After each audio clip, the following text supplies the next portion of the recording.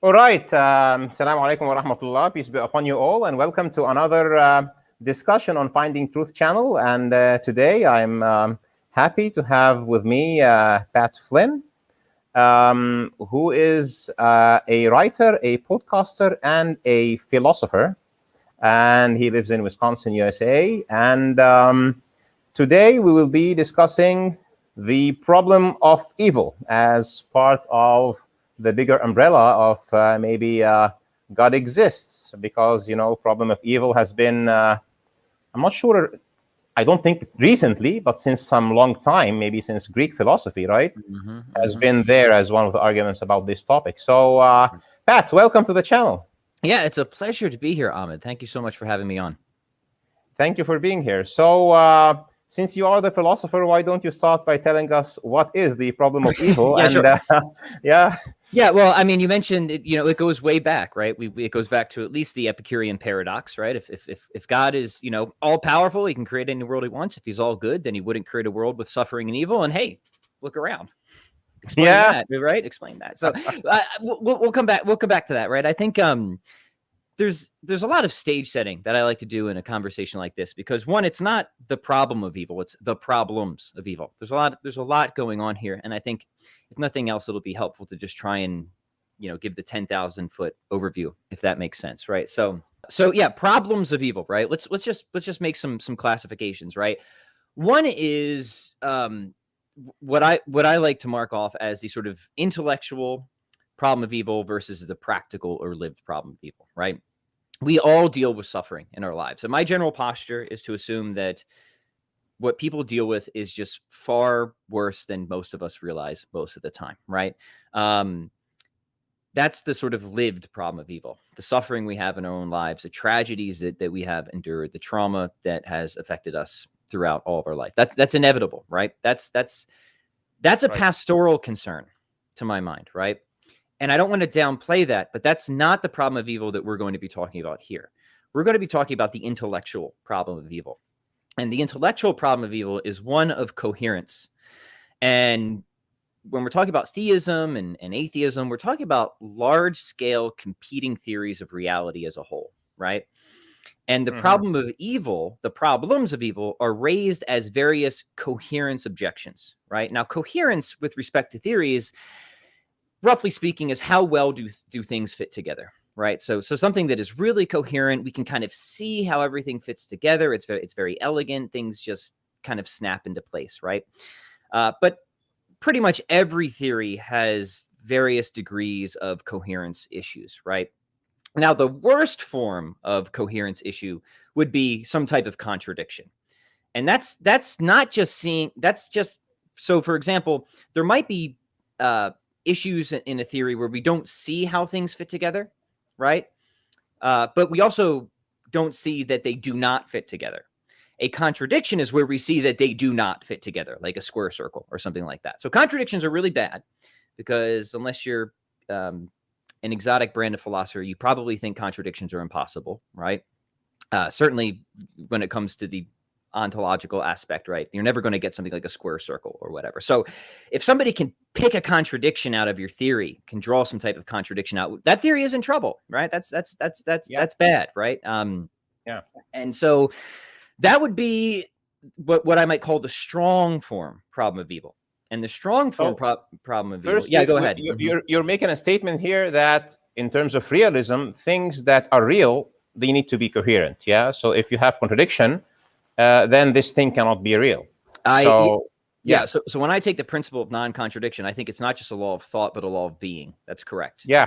Right. Absolutely. Yeah. So, and I think most people probably grant us that, right? Now, philosophers will disagree about anything, so you'll have people that challenge that, but we'll just we'll save that for a different episode, right? So yes, right. So the strongest form, or the worst form, I guess we would say, of incoherence is trying to pick out a contradiction of something, right? And the strong form problem of evil is trying to do that. It's saying there's some type of just strict contradiction between a theistic view, or at least a particular theistic view, and the occurrence of evil and suffering in the world, right? It's not explicit. Nobody says it's explicit, but there's something in there, right? where we can draw out a contradiction between an all-loving, all-powerful God and the occurrence and existence of evil. This would be kind of like your Epicurean paradox type of problem of evil, right? I think it's important for people to realize that this is an area where I think there's been genuine philosophical progress, right? Where theists and atheists tend to agree that there is no strict contradiction here, right? The strong form logical problem of evil is really, it's really sort of in the philosophical dustbin, if you will, right? And that there's like broad agreement there. Now, every once in a while, you'll have somebody who comes up with a new argument who tries to resuscitate it, but by and large, philosophers are in agreement that this is kind of dead, right? Nobody's ever been able to get the strong form problem of evil to go through. They try and get the a contradiction out, but the theist always has enough responses to show that the assumption will not go through that does that, right? We'll talk more detail about what those assumptions are as we move along. I'm just trying to do some stage setting here, right? So the conversation has kind of moved along now towards more what are called evidential or probabilistic problems of evil, right? And this is where the skeptic will say, okay, maybe there's not just a straightforward contradiction between God and evil, but let's just take a look at either the qualities of evil, the types of evil, or the sheer cumulative weight of evil. And through some type of analysis, we're going to make an argument that this just seems to make God's existence very improbable, right? Not impossible, but very improbable, right? This would be a type of argument advanced by philosophers like Bill Rowe, for example, skeptical philosophers like Bill Rowe. And this is called the evidential or probabilistic problem of evil, right? So we've got two problems of evil out so far. We've got a kind of strong form, logical problem of evil.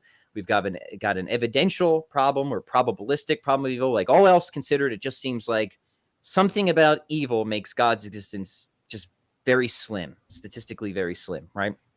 All right. There's a third class of problem of evil. This one's kind of more classic, and it doesn't get talked about much anymore. But there's sort of the metaphysical problem of evil, right? And this comes in with more specific theistic claims, right? Saying claims that God is the cause of everything distinct from himself, right? And that if God is the cause of everything distinct from himself, then wouldn't he have to be the cause of evil? There seems to be sort of an issue here, right? Like metaphysically, not just in terms of justification for allowing evil, but God like actively brings evil about. And the traditional response here that's shared among many different theists of many different stripes, Christians and Muslims and even various pagans, is that there's sort of an ontological asymmetry between good and evil, right? That whatever else evil is, it's not on the same ontological par as goodness, right? And on its final analysis, it would seem like evil always has to, in some sense, depend upon good to be conceptually coherent, right? This links back to a great tradition known as the privationist theory of evil, that upon its final analysis, what evil is always, it's actually something missing from the order of reality. It's a do-good gone missing.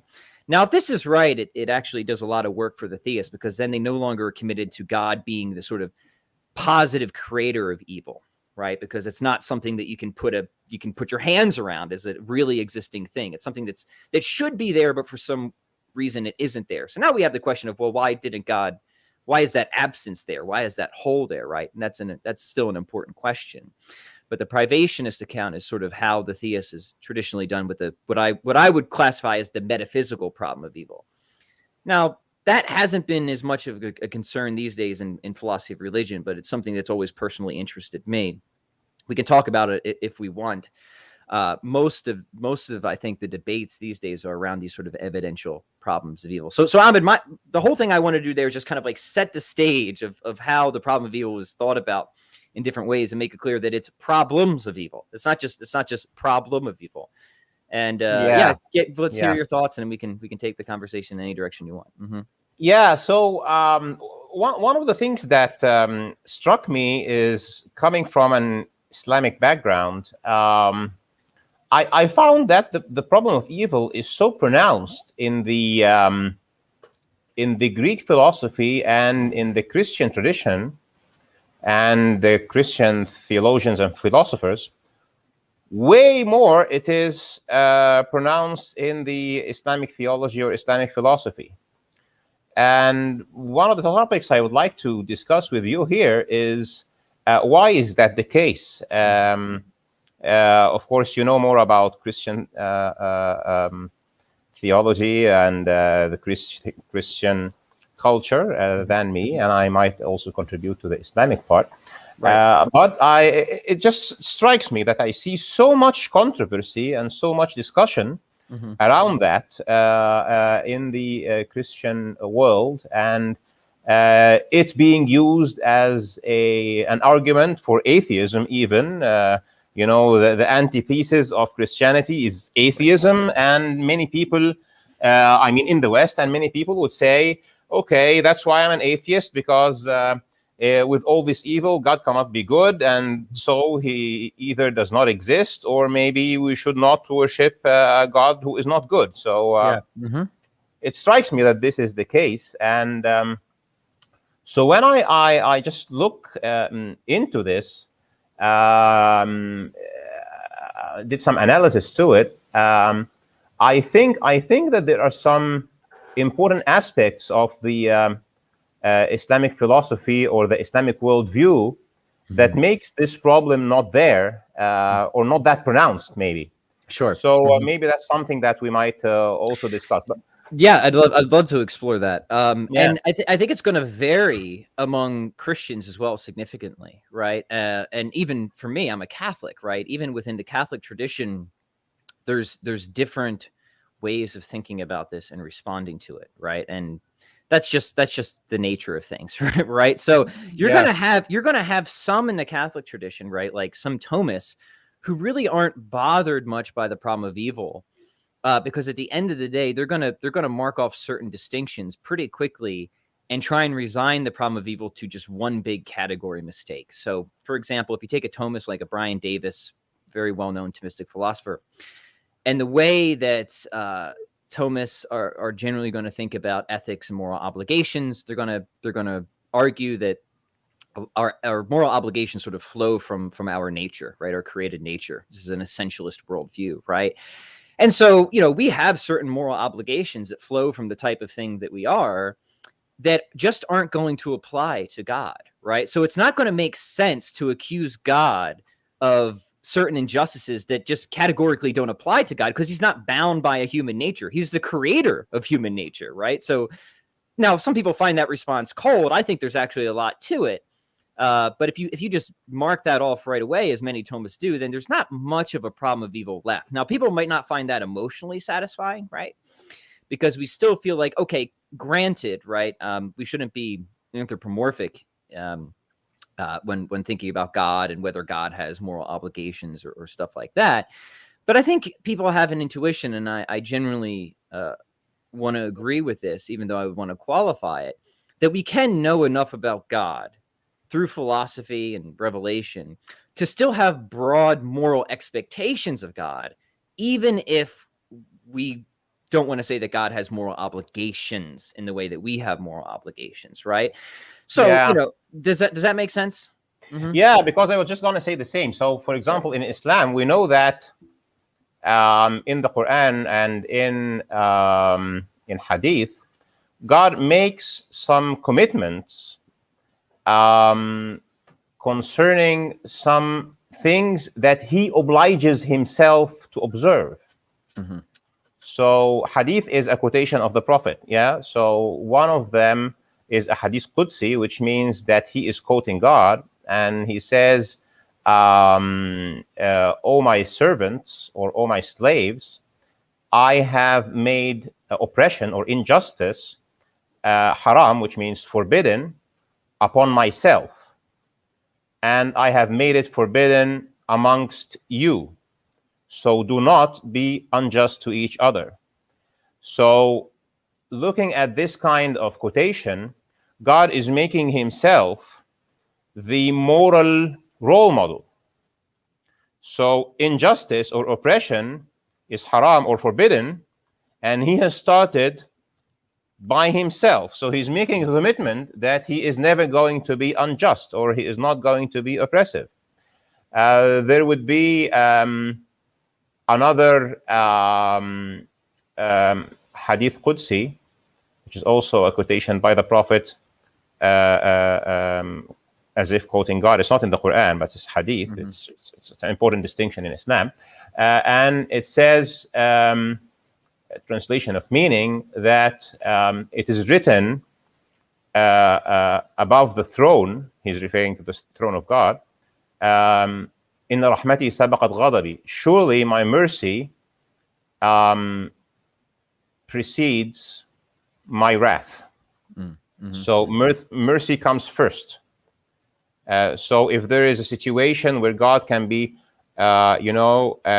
merciful or angry, he can morally take one of the two choices. He would choose to be merciful. This is his choice, Mm-hmm. and he is telling us this so that we can follow this model. And it also relates to something that we have common in both our traditions, that humans are created at the image of God.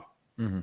And in Islam, it doesn't mean that God has a face and hands and legs and a body, but it means that we are created in his image. Maybe it has a metaphorical meaning, or an ethical meaning, or a moral meaning, that we should follow his role model.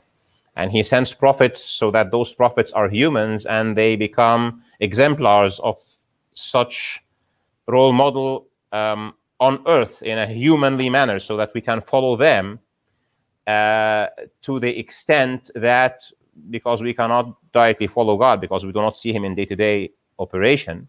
Mm-hmm. So maybe in the Christian tradition, for example, you have something like the quotation of Jesus, I am the way and life, right? I think the remainder of it is no, and nobody goes to the Father except through me, or something. Right. Yeah. So we have something similar to that in Islam. Sure. And it means that if you want to be joined with God in paradise, the way is through following his prophets, to the extent that you deserve his company, because he is merciful. So people who are not merciful do not deserve his company. He is just, so people who are oppressive do not, and so on. So yes, in my tradition, for example, yes, we have access to understand whether God is moral or not moral, and what kind of constraints is God subject to, except that not like the philosophical way. We understand that those constraints can only be there because God makes a commitment towards them. Sure. They're conditional constraints. Yeah. Yeah, he said he would not be unjust. So this is why he is not unjust, not because he cannot be unjust, but he's just, it's a choice that he is making versus his creatures who have free will, so that we can follow him in using our free will in the same way. So it's so I suggest something. Maybe we should take all three types that you have talked about. Yeah. I want to come back to the things that you put out there, because there's just, there's so much to consider here. I mean, for me, a lot of it comes to a lot of philosophy of God too. Like, what can we know about God through natural theology and just in pure human reason? And then, is that going to set any constraints, right? And if so, what are the boundaries of that? We can think about that later. I just want to flag it to come back to, right? Because I think my answer is yes. There are certain constraints, right, that can lead to us having at least broad moral expectations of God. Like, I don't think God would create one world with just a burning kitten in it for all eternity for fun, right? Like, I think that's radically incoherent. So, like, my view of modality from my philosophy of God is that, like, that's just not even a possible world, right? And it kind of, it flows from a deeper understanding that I think we can know about God's nature, for example. Now, that's like a really far off example, but like, to me, like, that's wherever the boundaries are, that's beyond them, right? Right? Yeah. So anyway, we'll come back to that. Let's go back to the problems of evil. Why don't we just start with the evidential one, because I think it'll help take care of the logical problem of evil. Yeah. And the general response to the logical problem of evil has always been, well, look, there can be some good, morally sufficient, justified reasons for God creating an imperfect world, right? And then we can try to give a story about what those reasons are. Now, here's some more distinctions we have to make. And in the philosophy of religion, we have a distinction between what's called a defense and a theodicy. Now, defense is just a philosophical move where we're trying to block the problem of evil. And we're trying to show, like, this is why this argument doesn't go through, right? That's a defense. It's not trying to give a story of why God allows particular evils. That's a theodicy. So a theodicy might draw on many different resources. It could be purely philosophical. It might draw on resources from Revelation, from or whatever, right? But it tries to give more of a story or an account of why God allows particular evils and suffering, right? But there's a difference between the two, because and most of my work has just been on the matter of defense, of showing why problems of evil fail. Theodicies, there's many out there. We can talk about them. I don't have any particular one that I'm, especially attached to. There's some that I favor, I think are very plausible, but most of my thinking has been by way of defense, right? So let's think about this, right? Let's think about how the problem of evil actually points to rather than away from the existence of God. Because what I want to argue at the end of the day, Ahmed, is that evil itself, on its final analysis, is actually better expected on a theistic worldview than an atheistic worldview. And if that's the case, then that data point, evil, is actually evidence for God's existence, not evidence away from God's existence. But we have to do a little bit of stage setting and think about this, right? So we'll use the kind of like standard tool of Bayesian probability here. And we can kind of figure this out generally by asking a couple of simple questions, right? We have some data point, call it D, and we can ask how likely or expected would this data point be on a particular hypothesis, call that H, right? And then we can ask, okay, how likely or expected would that data point be not on that hypothesis, without that hypothesis, H, right? Yeah. And this will be, I think, best illuminated by way of example. So I'm going to borrow a quick illustration from a friend of mine. He's an epistemologist, Tim McGrew, and he gives this example to kind of show how we use this type of reasoning, every day, very instinctively, right? So imagine you're walking in the woods and you encounter what looks like an abandoned cabin, right? It looks decrepit. The door's falling off. There's weeds kind of growing all over. So you form a hypothesis. This cabin is abandoned, right? It's just kind of what naturally, the evidence there suggests to you that the cabin is abandoned, right? But then you go into the cabin and you realize there is a cup of hot tea steeping on a table, right? Now, what do? Immediately, you revise your hypothesis and you say, this cabin's occupied. It's not abandoned. Now, why do you do that, right? The reason you do it is you realize that the probability or the likelihood of finding a cup of hot tea steeping in an abandoned cabin is like virtually nothing, right? Yeah. Right? Like your degree of expectation of finding that data point on the hypothesis that this cabin is abandoned is, if it's not impossible, but it's really, really, really low, right? Now, what's the likelihood or degree of expectation that you'll find a cup of tea if the cabin is occupied? I don't know what the exact probability is. I don't think anybody knows. But here's the thing. It might actually even be low. And I think it is low, right? I don't think that there's like a very high probability that any given house or cabin I walk into, there's going to be a cup of tea there, right? However, it's the ratio between the two. Because whatever the specific probabilities are, I know it's far, far, far more likely that I'm going to find a cup of steeping tea in a cabin that's occupied rather than a cabin that's abandoned, right? So my encountering that data point is evidence for one hypothesis over another. And in fact, it's such strong evidence that I immediately revise my entire hypothesis just on that data point, right? So this is, we engage in this type of reasoning all the time, right? Now, here's what I want to have people think about with the evidential problem of evil. I have an extended article on this. Actually, I have two articles on this. One is on the website Catholic Answers, and we can link it in the show notes if people want more of the details here. But what I want to argue is, if atheism were true, I wouldn't expect there to be a problem of evil, because I wouldn't expect there to be evil at all. And the reason for this is that evil itself, to make sense of the judgment that something is objectively failing, something is objectively wrong, is contingent upon so many other conditions that are either best explained or only possibly explained by a theistic worldview. What would this be? Well, One is we need some type of moral standard, right? Something to sort of weigh our moral reasoning against, right? Now, classical theism locks in a moral standard if God just is the subsistent good itself, right? So if classical theism is true, then just by logic and definition, a moral standard is already on the scene, right? We also need conscious, rational, moral agents like us, right? Living in a moral community that somehow have some way of thinking about or connecting or reflecting upon the moral standard, right? Yeah. Okay, so that's another thing, all right? That's also going to, it's also contingent upon a contingent, finely tuned universe to make those conditions possible, right? So you see what I'm doing? Like, in order to make sense of evil, in order to make sense of the complaint of evil as it being a really bad thing, it's contingent upon all this other data, all these other features that are either better predicted and explained by, or only possibly explained by a theistic worldview rather than an atheistic worldview. So say I take a physicalism, and I think that essentially all that reality is dust, particles, motion, right? How do I get a moral standard out of that?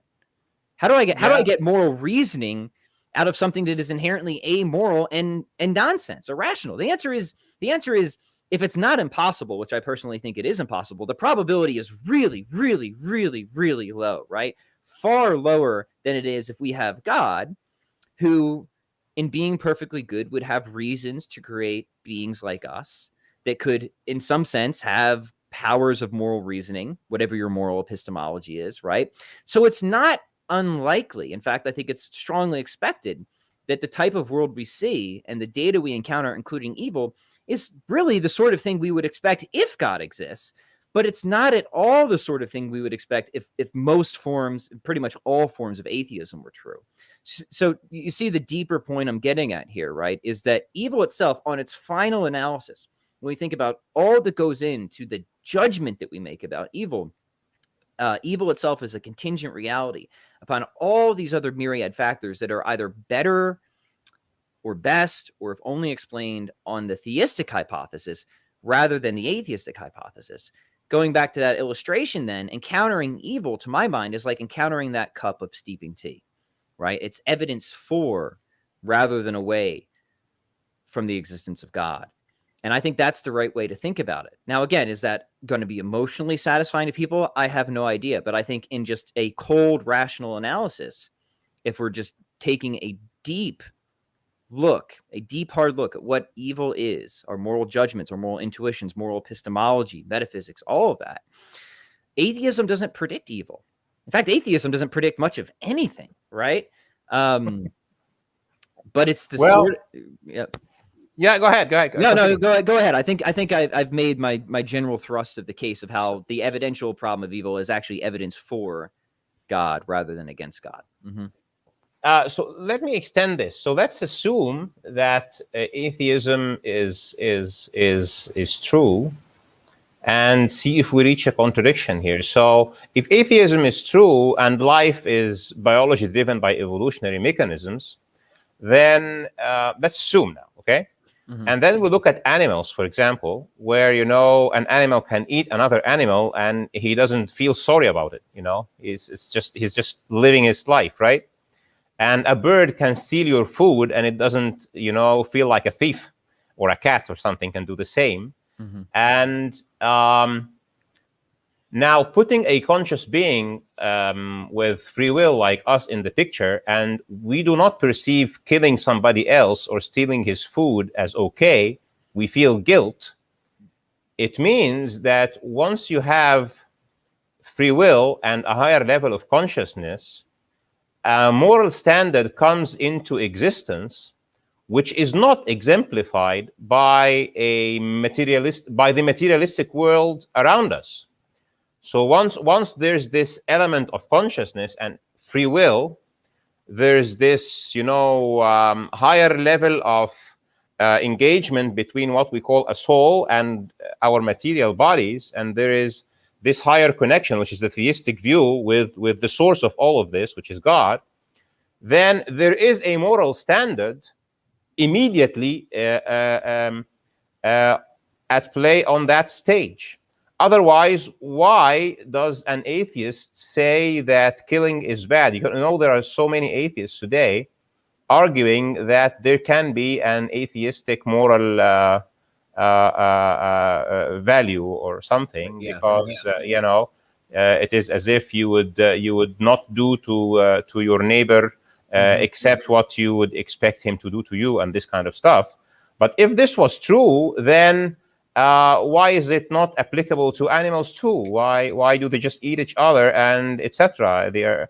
So I think yes, I completely agree with you. The very existence of this distinction between what's good and what's bad, what's evil and what's not evil, is an indication that God actually exists. And Yeah. so I want to say a few things about that. Those are some very good remarks, Ahmed. I mean, look, atheism, like theism, comes in many different flavors, right? So there are many atheists who are reductionist, physicalists, or whatever, that at least seem to want to accept a moral nihilism, right? And in fact, there's a number of atheists out there who will argue that you have to be a nihilist if you're going to be an atheist, right? Old atheists argued this, and there's new atheists like Alex Rosenberg, right? Now, that isn't giving an explanation of the data. That's explaining data away, right? Right. Let's and we can give defenses that do, like, we can't just explain away the moral realm and moral facts and stuff like that, right? So to me, if the atheist takes that, then you've just admitted that your theory is explanatorily inadequate. Like, it's just not on an explanatory par with theism, right? And I think there's certain things that are certainly independently defensible, but are just also basically obvious, right? That there is a moral realm, right? That we really do have free will as well, right? Now, some atheists will just deny this, but they'll deny it because they think it's incompatible with their worldview. And I'll say, that's right, it is incompatible with your worldview, and those are some very good reasons to give that worldview up, right? Right? If you're forced in a position where you have to deny so many obvious aspects of reality, and atheists go farther than that, not just our moral sense, not just our sort of rational appetite or freedom of the will and stuff like that. Some of them will deny consciousness altogether. Some of them will deny meaning. Some of them will deny rationality. And so, their worldview keeps reducing to one absurdity after another, right?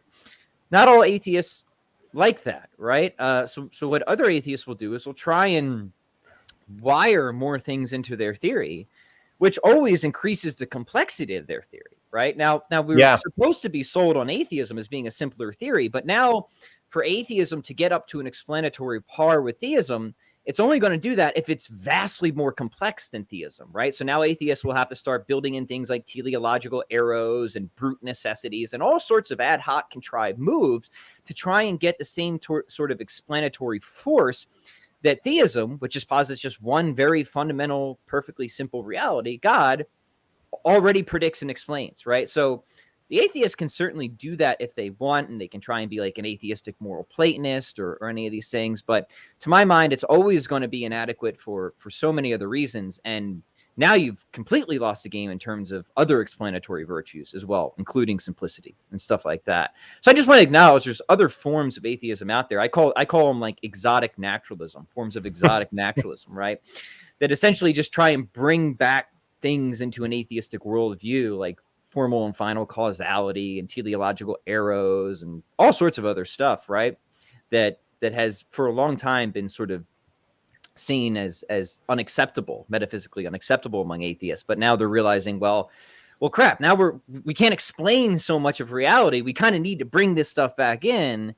And then I also call these theories kind of theism light. It's like, you just come on, like, you're like practically there, like, just go all the way at this point, right? So just trying to give a fair view of the landscape is all, right?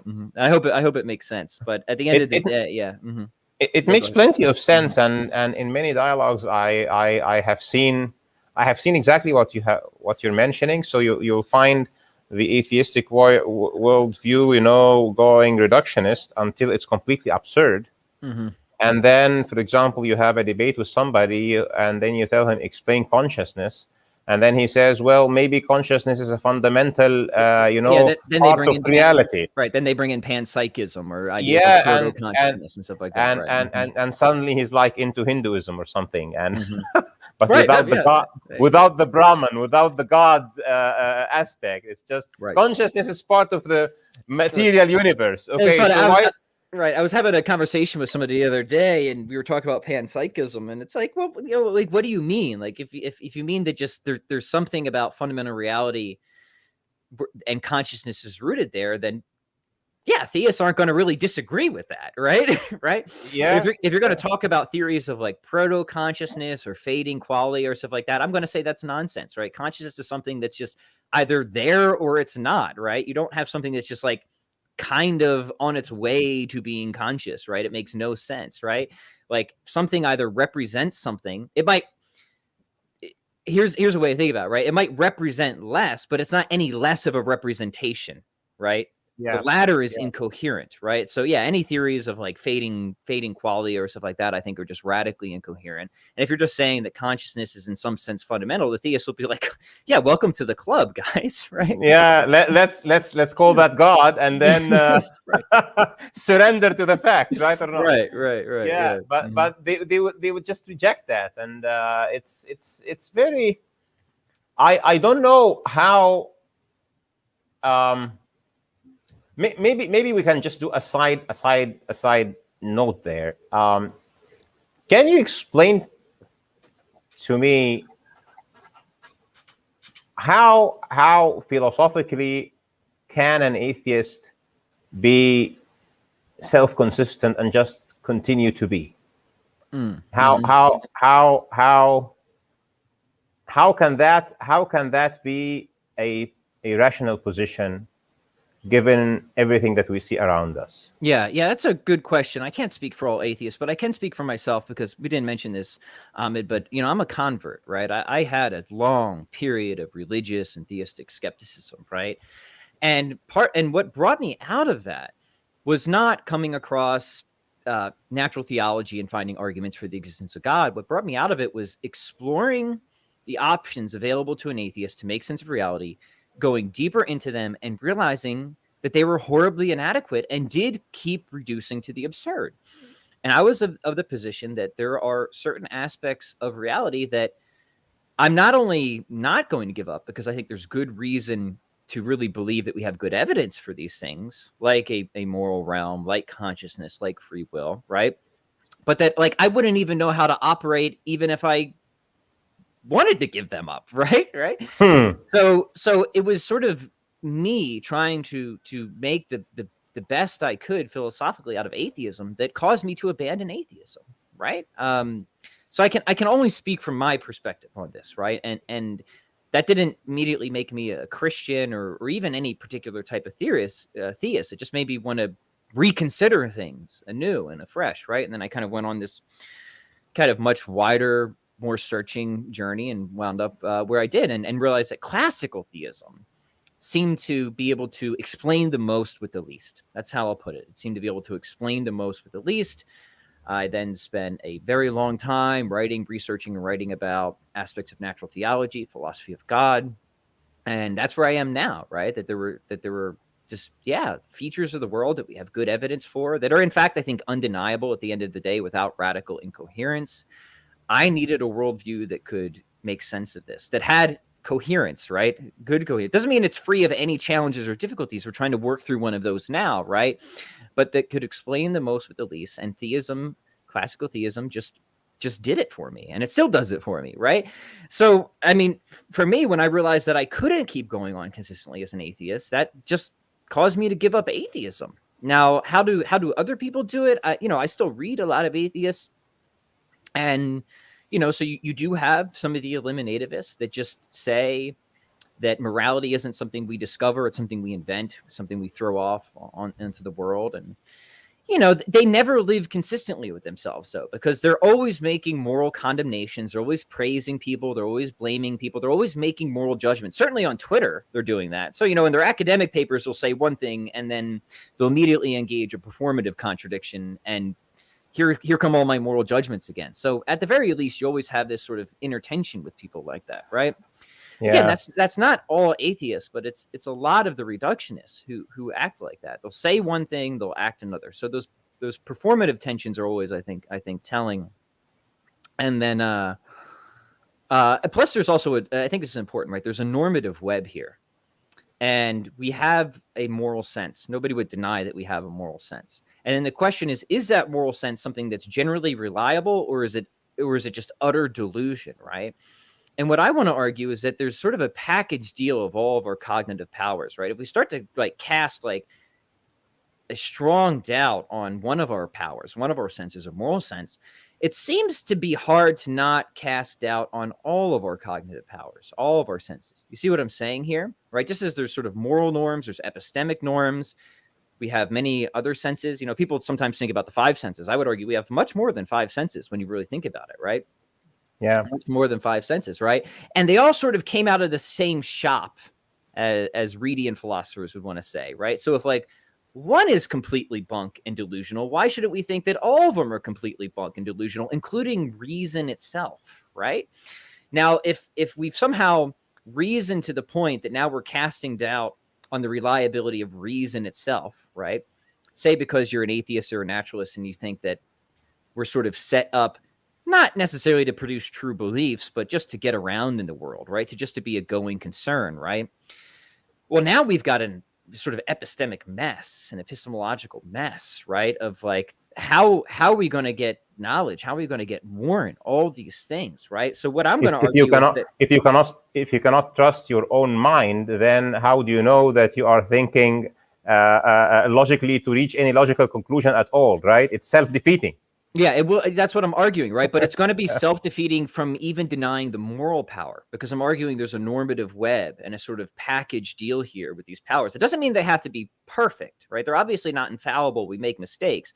But I would say like we have to sort of assume that there's a general reliability here in our sort of suite of powers, right? That you can't just arbitrarily break one without breaking all of them. And once you do that, you're going to have this self-defeat issue that you're very right to talk about, right?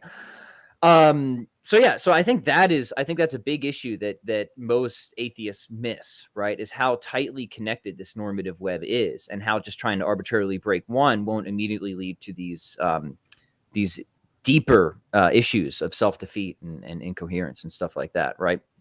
Of other things that they're not going to want to give up, that they're not going to want to deny. And now they might say, well, look, we can test our other senses. We can test our visual sense with our feeling sense. But it's like, look, you're just called into question the reliability of our senses. And now you're saying you're using that thing that you called into question to establish the thing. Like you're arguing in a circle now here, my friends, right?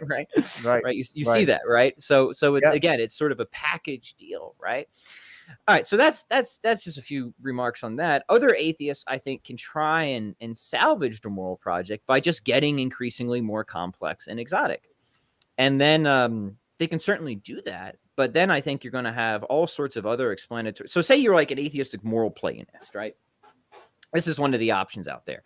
And they think that, okay, we can secure objective morality by positing some realm of the forms, right? Old school Plato style, right? And we somehow participate in these forms. Well, first, I mean, there's a lot of issues with this theory, right? One is that, generally we're thinking of these forms as sort of abstract objects. So they're causally inert.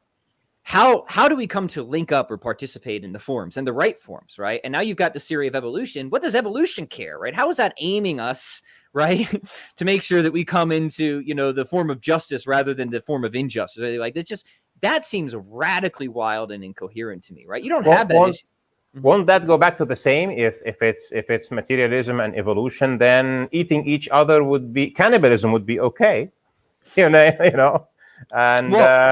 well, stealing, it's not strictly materialist anymore, because now they're bringing in this sort of Platonic aspect, right? So this is.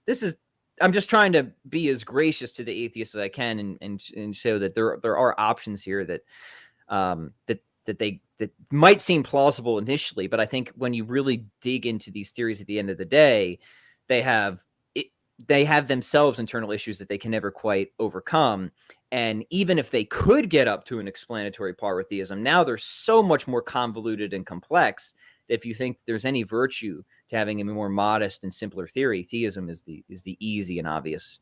I find it I find it quite difficult for an atheist to consider that there are abstract forms, because abstract things aren't those a product of a mind, and then he will have to concede that there is a backdrop of consciousness that can then, have, the capability then to project those abstract forms into reality. And I cannot see how an atheist can resort to this kind of thinking, still denying that there is anything beyond the material world that we can call God.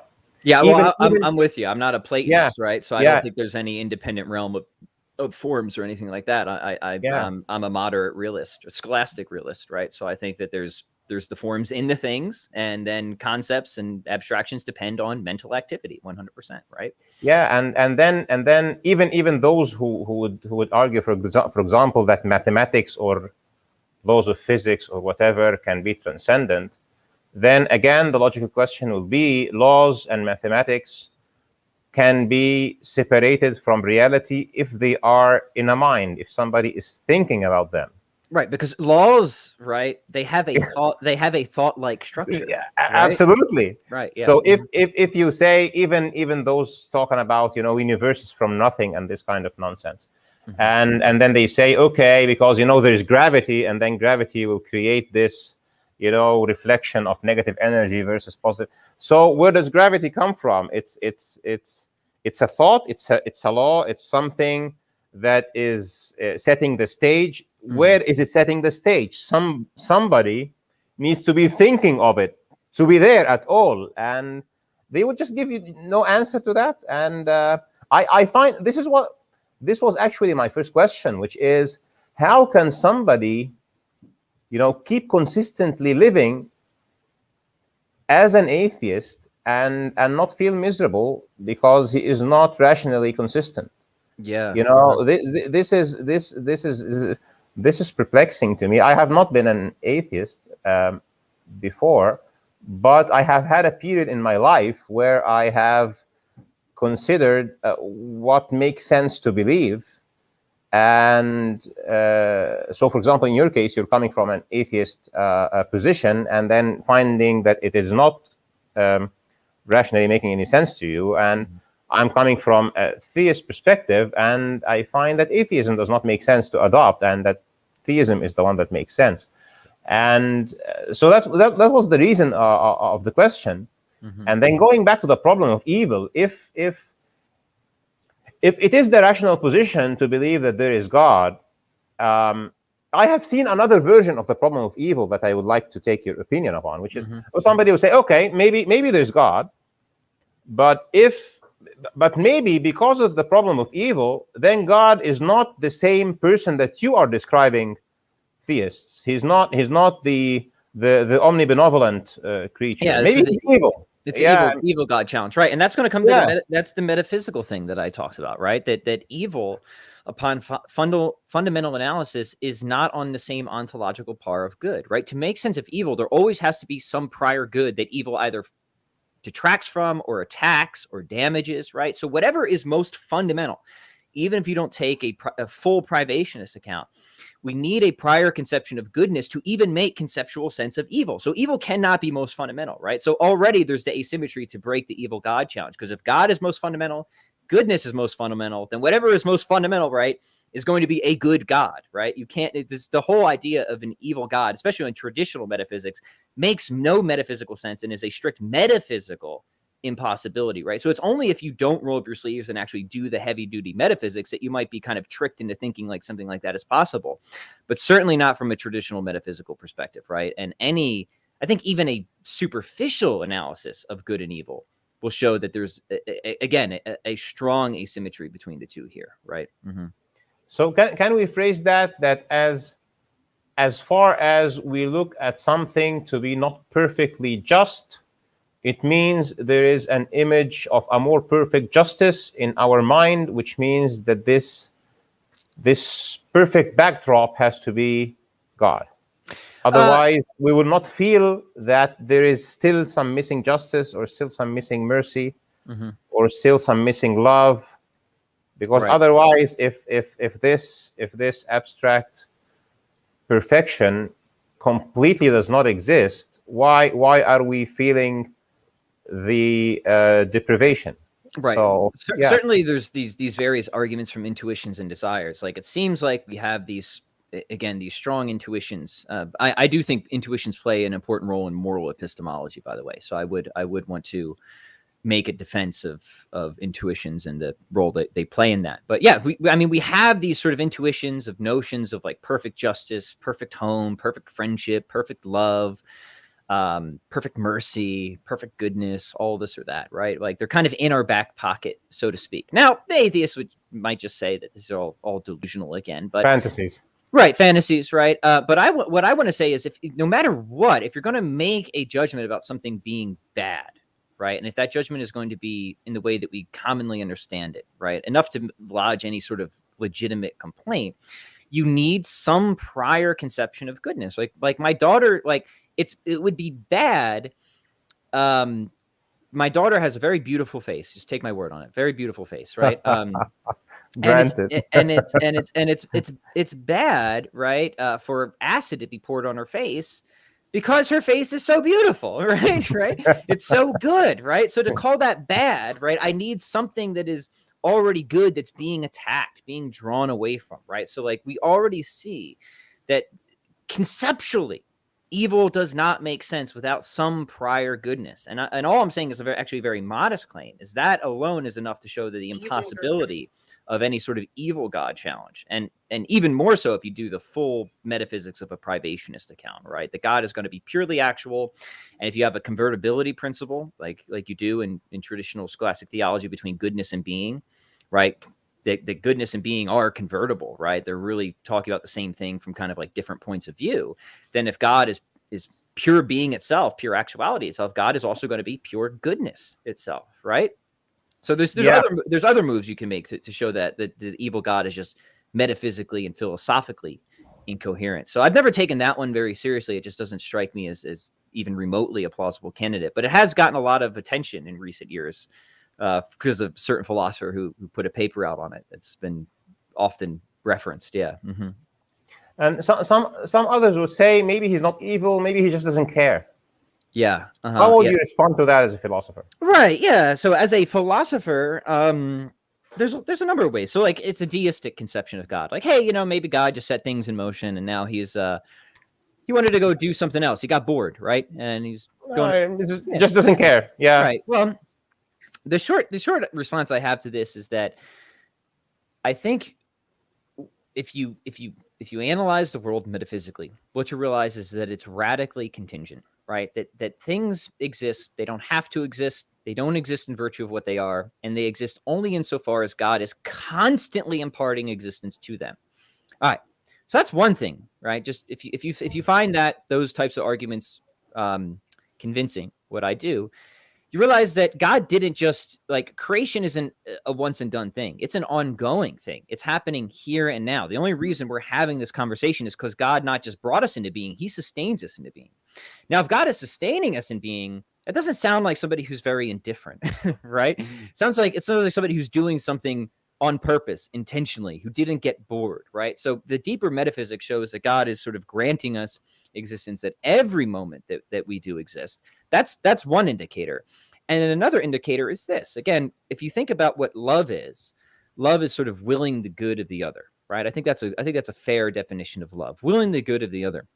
Well, in that sense, creation is an act of love because God is granting us the most fundamental good of all, which is the good of existence, the good which all other goods are contingent upon. He's willing it to us at every moment that we exist in an absolute gratuitous way. There's nothing we could have done to earn it because we didn't exist before we got it, right? So it's complete gift. So this shows that God is not only indifferent. I would say that there's an argument here philosophically that God is also eternally loving. He's literally loving us into existence by giving us that most primordial good of all, which is that active existence. So I think you can go a long way, and I'm just giving sketches of the arguments here, but I think you can go a long way, even philosophically, apart from revelation, to show that God is not indifferent. He's active here and now, and he's active in his love here and now. It's a very good response. Let me hit you with this. So some would use this contingency argument, and they would go, okay, so you're saying God is the sustainer. By the way, one of the names of God in Islam is he is the Qayyum, is sustainer. He's emanating existence and Right. taking care of it every single moment. But some would go like this: if he is the sustainer and he is sustaining everybody's existence and livelihood, then it means that he is also willing that horrible people exist, and Right. they're doing all those bad things with the tools that he's giving them. Hmm. And even in the very moment that they're committing those atrocities, he continues sustaining He them. gives them existence. That's right. Yeah. Yeah. Yeah. So And they say it's inconsistent with his omnibenevolence, and then they start hitting back to the right. Yeah. All right. yeah. Let's build this one out, because I want to grant all of that. Right. I want to say that yeah, if when the bad guy goes to stab the innocent woman, he's only able to do that because God has kept that bad guy in existence, and the knife and all of it. I want to grant that. Right. But is God morally responsible for that? Right. Is that something that God, we would say, sort of like actively wills? And I want to say no. The theist has many moves that they can make here. Right. I'm going to go back. This is going to take a little bit, but I think hopefully it'll be worth it. Right. I'm a libertarian when it comes to human freedom. I think that's perfectly compatible with divine universal causality and all of that. We can talk about that if we want, right? But let's say this, right? Only God is goodness itself, right? Only God is the subsistent good itself. I'm just going to kind of paint a metaphysical picture here that I think is right. So that means only God is impeccable. Only God is perfect, right? Only God's will is perfect, right? Anything else God creates is going to not be its own moral standard, right? Because only God is the moral standard. With me so far, right? Now Yep. say that God wants to bring about something really good. Say that God wants to bring about a community of love. And I think God does want to do that, right? Well, love requires the meeting of two independent free wills. Well, God's will is free, but it's also impeccable. But we just said, and I think we can give more arguments for this if you want, that anything else that God creates, if it's going to be free, is also going to be fallible because it's not going to be its own rule, right?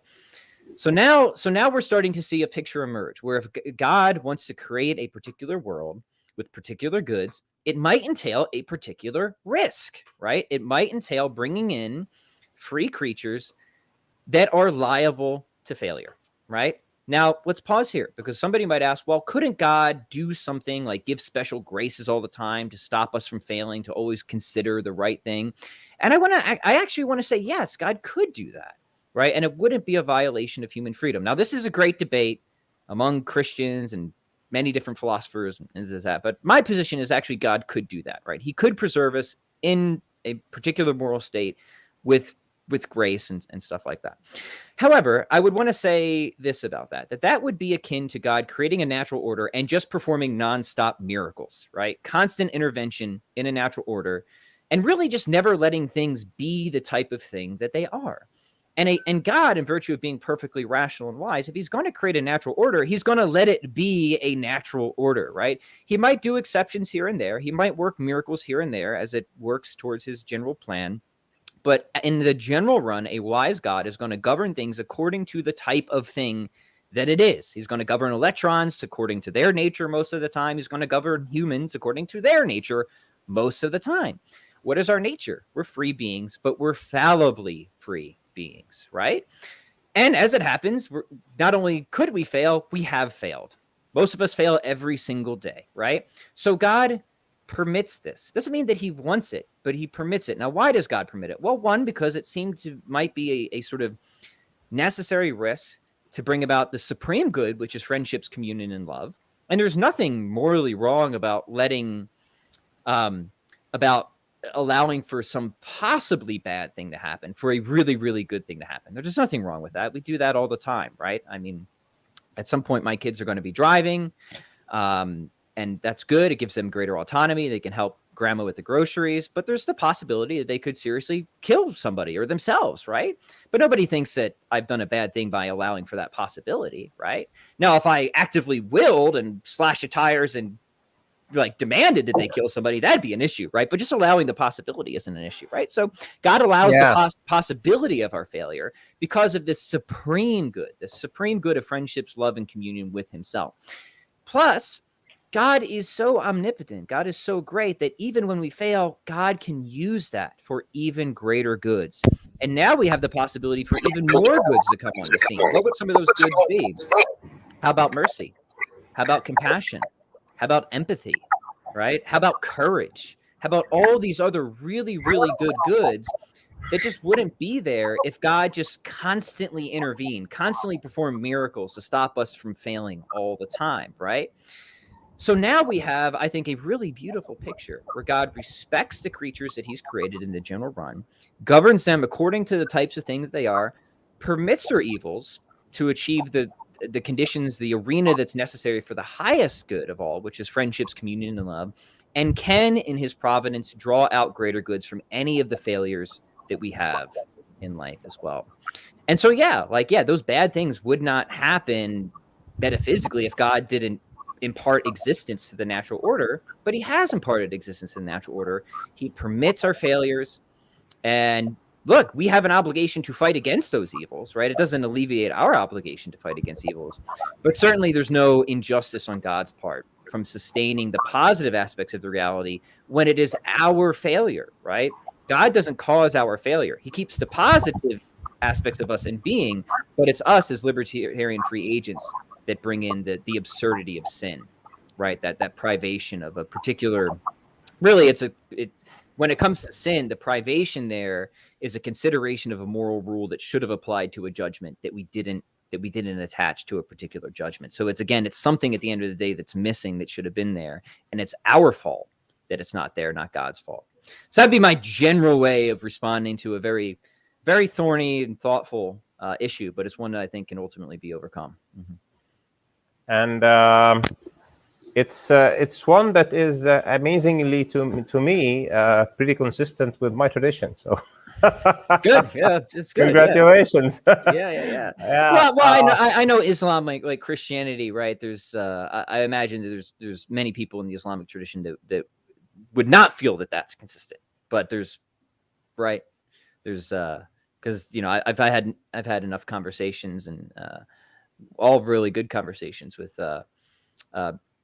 people of different faiths, and the one thing that I've learned is just like Christianity, there's even within tradition, there's many people who think differently within that tradition about these particular types of issues. But I'm glad to hear that there's consistency on between our accounts. Mm-hmm. Yeah, there is one extra element actually that I think is from my point of view can also balance the bigger picture, which is that this life is not everything.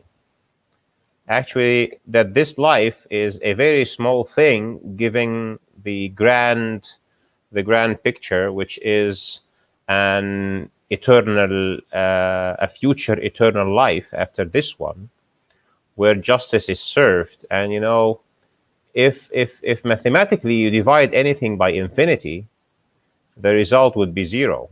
So let's say that there are injustices in this world, which I think is something that everybody can agree upon. Some people get oppressed and lead a miserable life, and they die in poverty or in oppression, destitution, and other people seem to get away with truly evil things as well. Right? Absolutely, and the guy who pulled the trigger or who took their wealth, just dies with a couple of minutes of pain, and that's it. Mm-hmm. But what really completes the picture is that this life, no matter how many years somebody lives, 90, 100, 120, or even 1,000, is nothing compared to eternal happiness or eternal misery. And hence, if somebody lives a life of suffering and he is really recompensed for his patience and for his appreciation that this is just a test ground for a bigger cause, mm-hmm. of finding the ones who have exemplified the right morals or the right attitude towards the various sufferings and even indulgences that they have experienced. Because, for example, in Islam, and I'm sure also in Christianity, this life, every moment of it is a test. You might be tested by pain or gain. So if you're poor, it's a test of patience, maybe. And if you're rich, it's also a test for gratitude. And definitely there is always a test for gratitude, because number one, we exist, just as we have the gift of existence and the gift of being human and the gift of having a body and senses and mind and everything. And so when somebody says, how would he leave this guy get away with it? I would add something to your response, is that this guy who has caused oppression towards you is giving you the opportunity, number one, to fight back against oppression, which is a good deed, so you will be rewarded for it. Number two, if you fight back against oppression and you lose, or even you lose your life, you're a martyr, and this is also good for you. And number three, if there is somebody else who is oppressed and you stand with him and you help him, somebody took his money and you give him charity, somebody is badly sick and you put him in a hospital or something, somebody's fighting for freedom and you support him, etc., then it's not only a test ground where some people are getting away with horrible atrocities, but it's also an opportunity for other people to be rewarded for magnificent positions that they can take versus such atrocities being committed or injustices.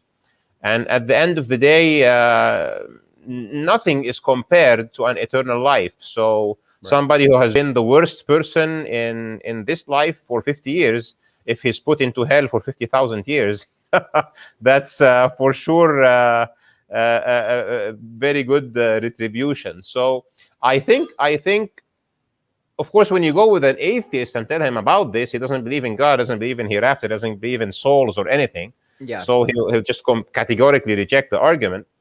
But yeah, then, but here's the important point, right? Is like how they do that without being flagrantly question begging is the key, right? Because if and I think you're right, is that like, look, if we have like all of eternity and an afterlife where we really can experience the highest possible goods, right? That will infinitely outweigh any of the trials and sufferings we have in this life, seems like a pretty good deal. And then the atheist will say, well, no, that can't be the case. Well, how can you do that without just flagrantly begging the question at that point? And I don't think it can be done, right? So now we just need to have, just independent considerations or something like that. So yeah, I always find there's sort of like, I don't know, just arrogant dismissals of that just to be horrendously question begging, right? It's like, look, if we're talking about comparing theories, my theory has this component, right, which actually helps to make a lot of sense of the problem of evil, right? And in fact, if my theory didn't have that component, right, here's another way to think about it, right? If you think independently that God exists and is all good, and that you think that God couldn't allow any, let's say, gratuitous evils. This is a term that's in the literature a lot, like evils that could not be justified by anything or greater reasons. And so you think that's the case, which I do think that's the case, right? I don't think any evils are ultimately gratuitous, ultimately. Now, if you thought that this life was all there is, and if that was the case, some evils would be gratuitous, well, now you just have independent reason to think that this life isn't all there is, right? Given your prior commitment to theism, right? And then if you already have a particular religious commitment that has an afterlife component in it, well, then now we again have some very strong, serious, evidential weight of something like that, right? For sure. So now all your points are well taken. Again, there's a lot, I think, shared commitments there between our traditions, right? And like this isn't entirely unique to Judaism, Christianity, or Islam either. I mean, many pagans have thought that some type of afterlife was sort of something that just kind of flowed from their deeper considerations of fundamental reality and goodness and justice and stuff like that as well. So it's got a lot of independent support as well. Mm-hmm. Yeah, so I want to share this with you. So I was yesterday and today thinking about some of the arguments, and I portrayed this image in my mind. So I'd like to share that with you today. So from various discussions. So let's imagine this, that we have a battalion, or we have an army that we want to pick the best warriors. Okay, we want to recognize the best ones and to fire the bad ones, because when the real war is here, we want to be really ready. Yeah. So what do? We do a war game. We do a maneuver, right?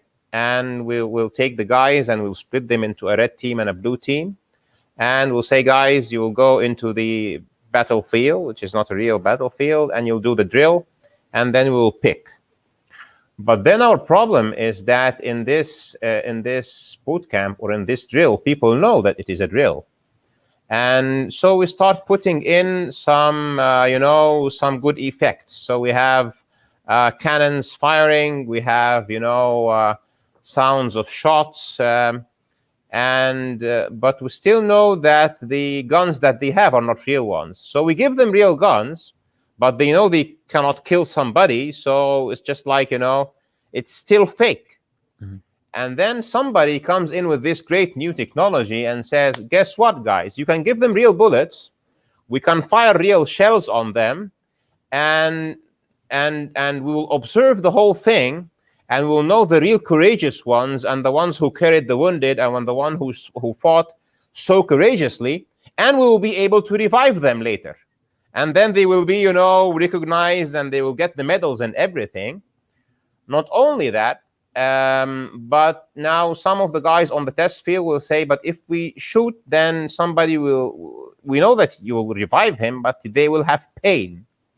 But then we think that the greater good for having a real ready army that will defend the millions of populations from suffering atrocities is more important than this. So somebody in comes with a new technology where you can wipe the memories of the soldiers before coming into the battlefield. So they would think it is a real battlefield. So they think this is real war, and they think they are really in danger, and this is really the enemy.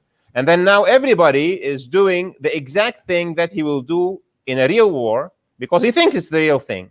And we're firing real shells, and they have real guns, and the people are wounded, who are really wounded. And then you will really see who are the guys who are going to come to the wounded, who are the guys who will be at the front lines, and who are the cowards who are going to run away. Mhm. And this will take place in a week or something, and then it stops, and the dead are revived, and the good are recognized, and the cowards are punished, and everybody gets his memory back.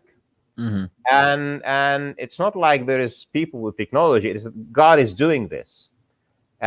We are here for this amount of time, and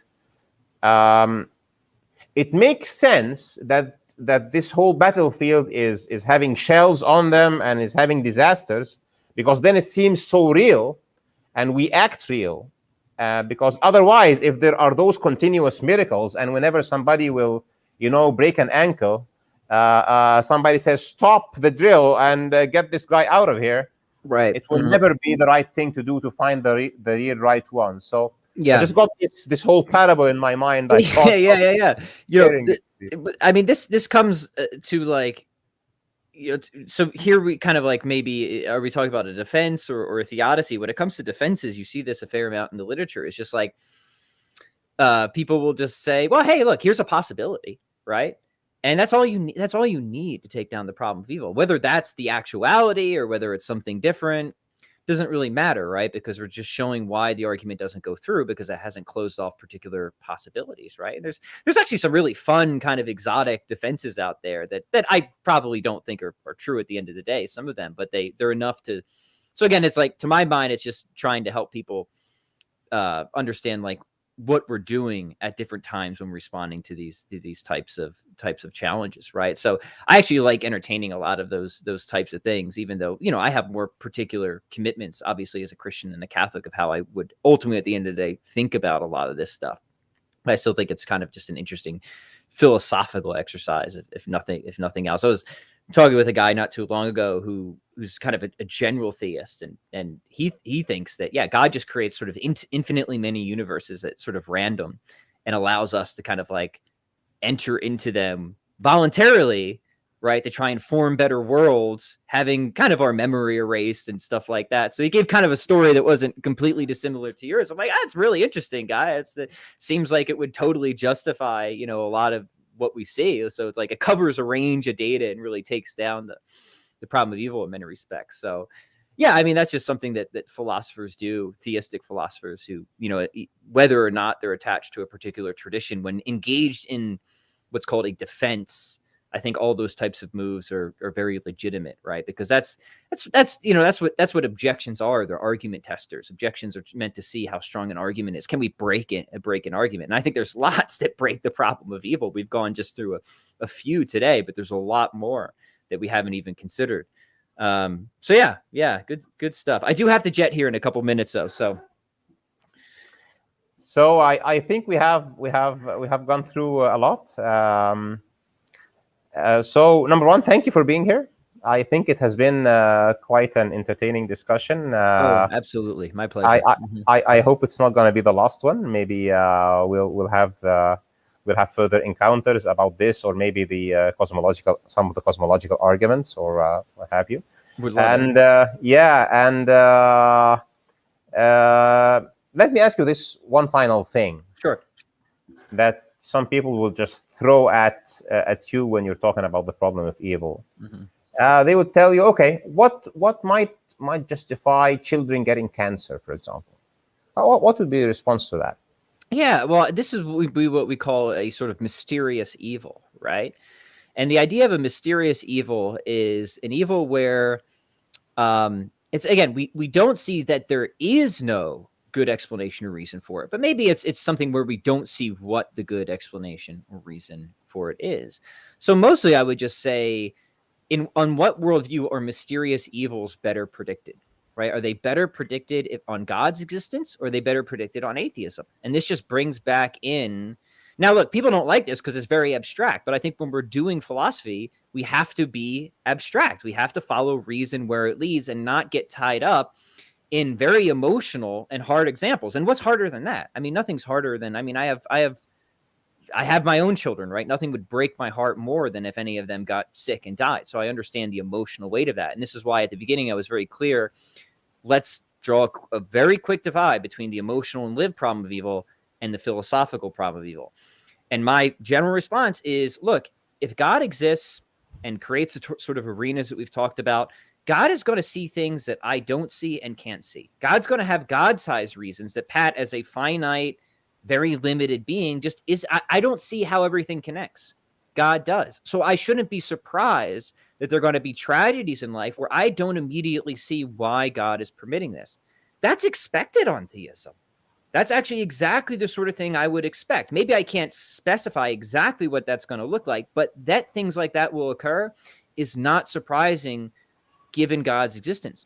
Would I expect mysterious evils if God didn't exist? No, for the same reasons that I've talked about before. I wouldn't expect any evil. I wouldn't expect any problem evil, because I wouldn't expect, frankly, I wouldn't expect any universe at all. I certainly wouldn't expect fine tuning. I wouldn't expect complex creatures of any kind. I wouldn't expect sentient life. I wouldn't expect reasoning agents. I wouldn't expect moral agents. I wouldn't expect moral communities.